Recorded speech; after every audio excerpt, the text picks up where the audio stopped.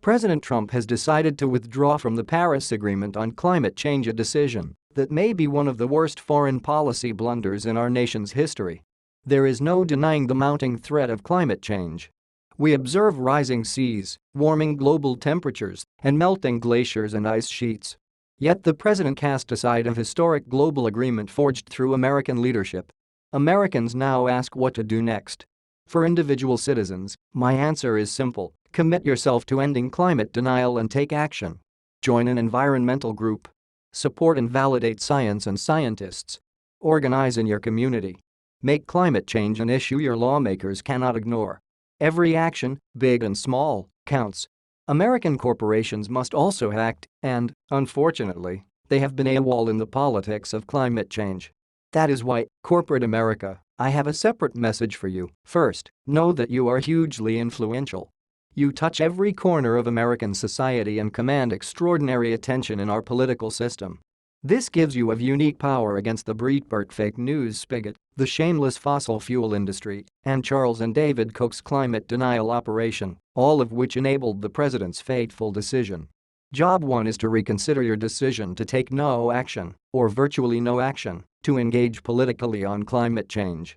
So many of you, from Apple to Facebook, Pepsi to Coca-Cola, General Mills to Cargill, have sound positions on climate change. Clearly, you know this is serious.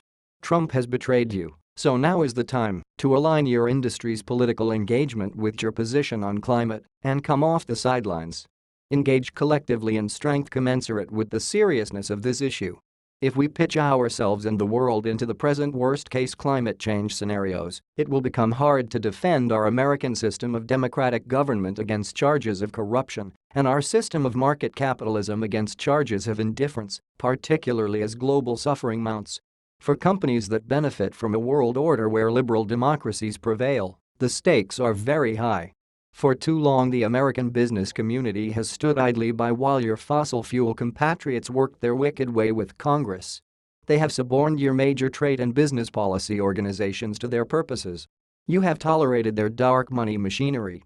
Your silence has been deafening. Now it is necessary that you organize with other like-minded corporations and use your collective political strength to press our political discourse toward a solution. There are many Republicans in Congress who will notice and react if they see the business community make a convincing effort.